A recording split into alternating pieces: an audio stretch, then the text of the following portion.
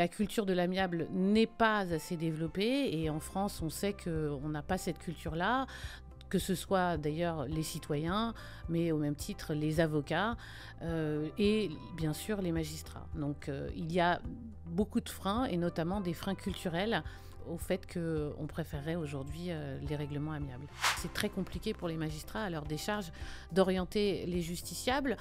Donc peut-être que c'est la procédure plus que les magistrats qui seraient à adapter et qui vient d'être adaptée justement avec le dernier décret Magicobus 2 pour encourager les modes amiables, non pas au moment où les avocats vont plaider, mais à l'origine du dossier quasiment.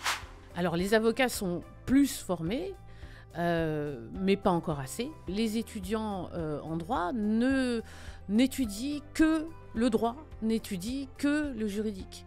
Ce qui est bien hein, en soi, mais c'est vrai qu'il y a un manque de formation des avocats. Après, il y a toujours cette histoire de culture. On devient avocat parce qu'on veut plaider ou parce qu'on veut défendre.